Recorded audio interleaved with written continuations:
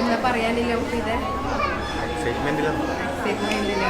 എല്ലാവരോടും നമുക്ക് പ്രഡിക്ഷൻ ചോദിച്ചു നോക്കാം.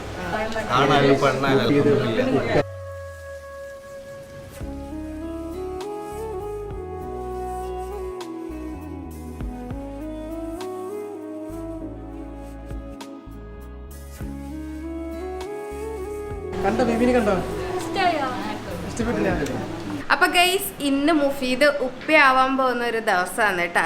റുദ ലേബർ റൂമിലാണ് ഉള്ളത്. നമ്മളെല്ലാവരും ഇപ്പൊ തായിലേക്ക് പോകാൻ വേണ്ടി പോയെന്ന് കേട്ടാ. ലേബർ റൂം സെക്കൻഡ് ഫ്ലോറിലല്ലേ? സെക്കൻഡ് ഫ്ലോറിലാണ് വരുന്നത്. നമ്മളെ റൂം 7th ഫ്ലോറിലാണ് കേട്ടോ. എന്താ ഞാൻ ഡ്രസ്സ് മാറിയേട്ടാ. വരുമ്പോൾ നെസു നല്ലിക്ക് വൊമിറ്റ് ചെയ്തത് എൻ്റെ പാൻറ്റിന് ഫുള്ളായിട്ടുണ്ടായിന്. അപ്പോൾ അത് വാഷ് ചെയ്തിട്ട് ആ സ്മെല്ല് പോകുന്നുണ്ടായിട്ടില്ല കേട്ടോ. അപ്പോൾ അതുകൊണ്ട് തന്നെ ഭയങ്കര സൗണ്ട് കേൾക്കുന്നുണ്ടോയെന്ന് അറിയൂല. ഇത് ഉമ്മാൻ്റെ ചുരിദാർ കേട്ടോ. ഇത് ഇട്ടിട്ട് വന്ന പാടന്നെ നെസു പറഞ്ഞു ഇത് ഉമ്മീൻ്റെതല്ലല്ലോ ഉമ്മാമാൻ്റെതല്ലേ. അവളെല്ലാവരും അറിയിച്ച്.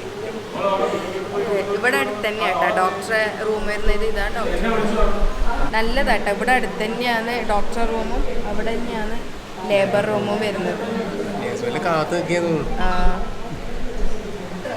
ഒരു 1 മണി 1:30 ആകുമ്പോഴേക്ക് ഉച്ചയ്ക്ക് ശേഷം എന്തെങ്കിലും ഡെലിവറി ഉണ്ടാവുമെന്ന് വിചാരിക്കുന്നു.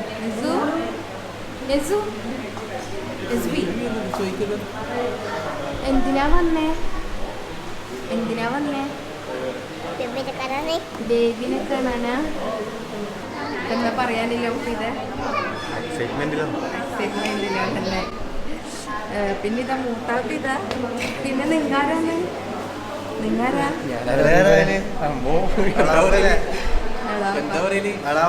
നമ്മുടെ നാട്ടിലെന്താ പറയല്?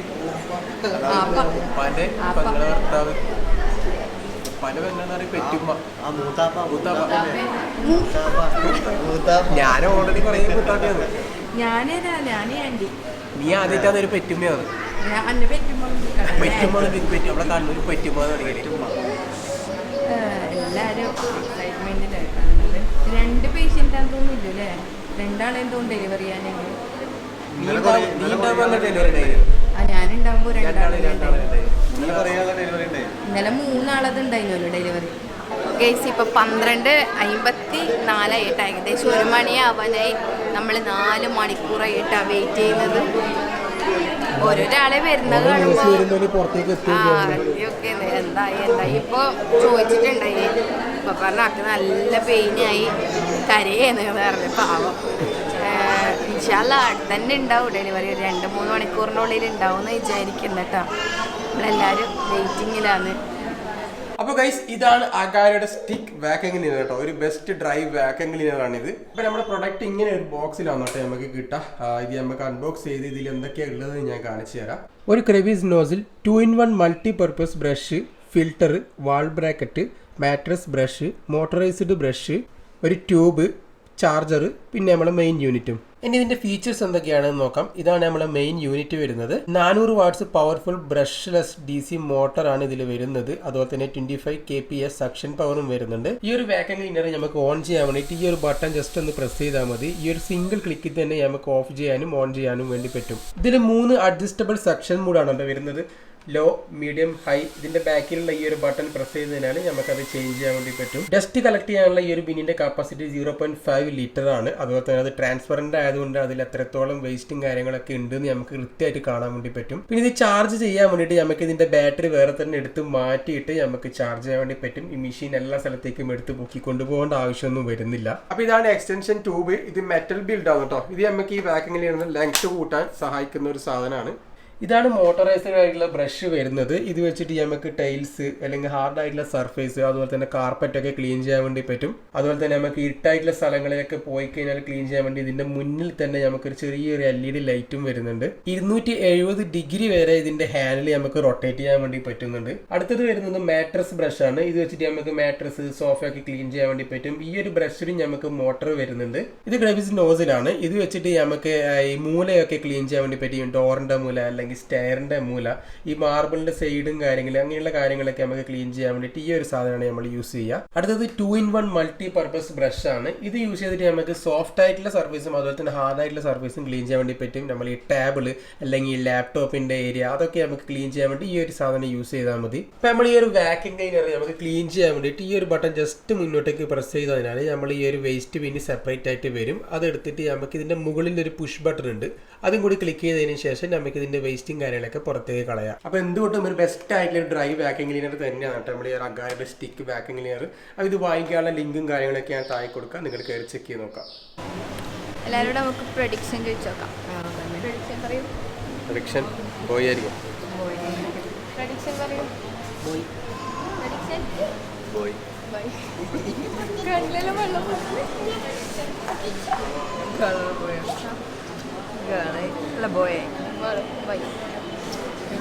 പെണ്ണായിരിക്കും ആണായിരിക്കോ?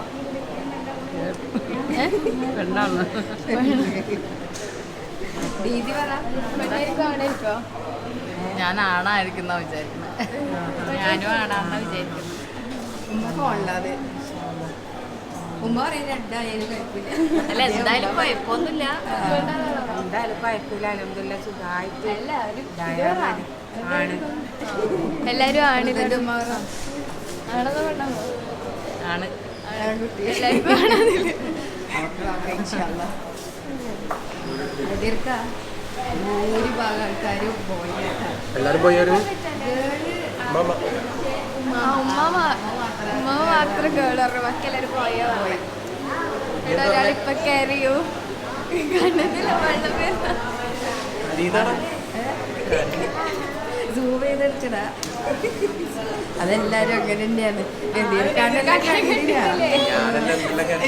മുഫീദ് പുറത്തിരുന്ന് വീഡിയോ എടുത്തേ. അന്നേരം നീ ആ വീഡിയോ എടുത്തിനി. ഒരാള് ലേബർ റൂമിൽ തന്നെ വെയിറ്റ് ചെയ്തിരിക്കുകയാണ്. വെയിറ്റ് ചെയ്യും കുറച്ച് സമയം കൂടി. ഇപ്പൊ ആള് വരുമായിരിക്കും. പെൺകുട്ടി വെള്ളത്തുണിയൊക്കെ എടുത്തു.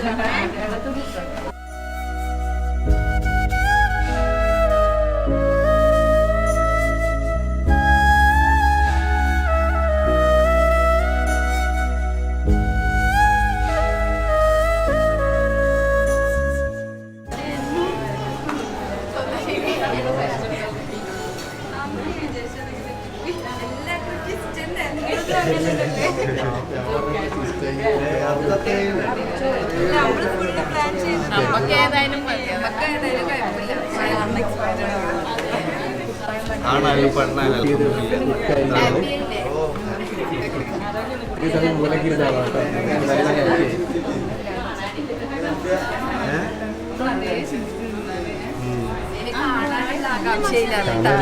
ടെൻഷൻ അടിച്ചിരിക്കുന്നുണ്ട്.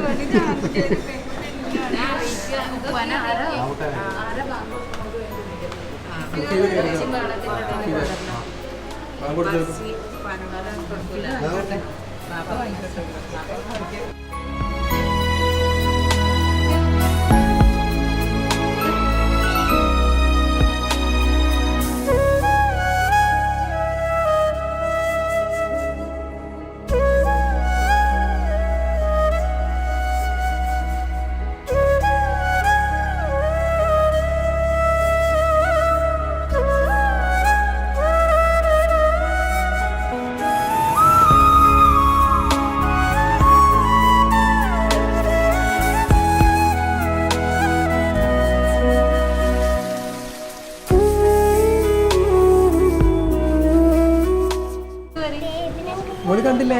ബേബി കണ്ടുവരി. ബേബിനെ കണ്ടോ? ബാബിന്റെ ബേബി ഇവിടെ. യെസ്, ബാബിന്റെ ബേബി നോക്ക് നോക്ക്.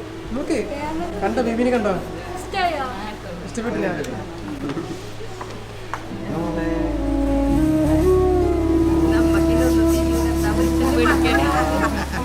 ഡെലിവറി കഴിഞ്ഞു കേട്ടാ. അൽഹംദുലില്ലാ നല്ലൊരു മോളെ. ഞാൻ എന്നേലും അധികം ഓള് സഹിച്ച് 6 മണിക്കൂർ അയാൾ സഹിക്കുന്നത്. അൽഹംദുലില്ലാ നല്ലൊരു മോളെ പഠിച്ചോട്ടെ.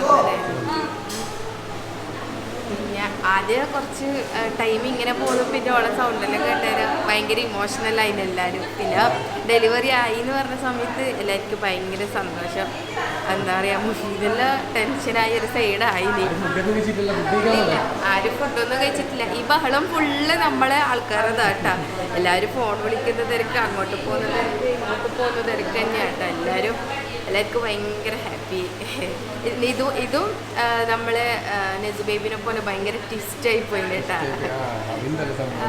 എല്ലാവരും ബോയ്യാ പറഞ്ഞിട്ടുണ്ടായ, റുദന്റെ ഉമ്മാമ മാത്രം ഗേള് പറഞ്ഞിട്ടുണ്ടായത്. ഗേളാന്ന് കേട്ടാ.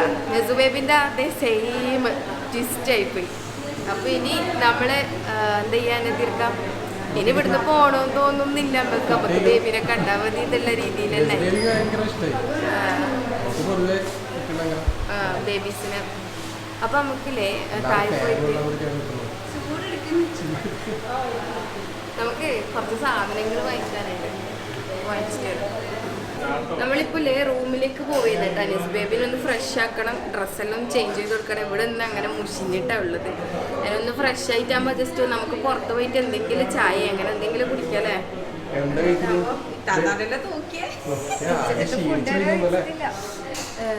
ഇനി നമുക്ക് എന്താ വിളിച്ചത്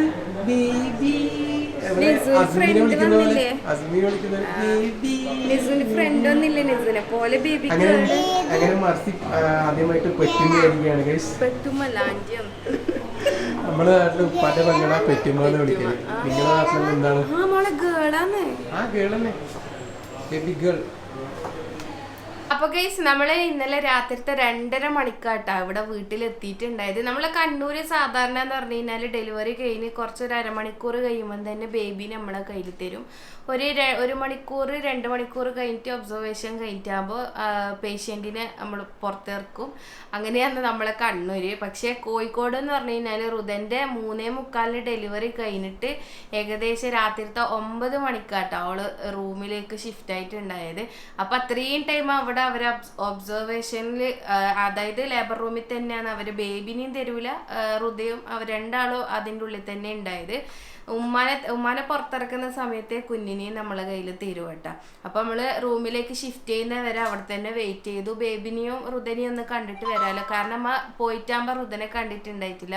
അതിന് മുമ്പ് തന്നെ അവള് ലേബർ റൂമിലേക്ക് കയറിയല്ലോ. അപ്പോൾ ഏതായാലും റുദനെയും കണ്ടിട്ട് തന്നെ വരാമല്ലോ എന്ന് വിചാരിച്ചു. അപ്പം നമ്മൾ അവിടുന്ന് ഏകദേശം ഒരു 10-10 ആയിട്ടുണ്ടാവില്ലേ. വിടുമ്പോൾ റുദനെല്ലാം കണ്ടു, പിന്നെ ബേബിനെ ഒന്നും കൂടി നോക്കി കുറച്ച് കളിപ്പിച്ചു. അങ്ങനെയൊക്കെ ചെയ്തിട്ട് നമ്മൾ ഏകദേശം ഒരു 10-10 ആകുമ്പോൾ അവിടുന്ന് വിട്ടു. ഇവിടെ എത്തിയത് 2-2:30 മണി ആ സമയം കഴിഞ്ഞിട്ടാ. എവിടെയല്ലോ ഞാൻ നല്ല ഉറക്കം ഉണ്ടായിന്. നദീർക്ക് പറയുന്നുണ്ടായിന് ഗേറ്റിന് എവിടെയല്ലോ കുറെ സമയം.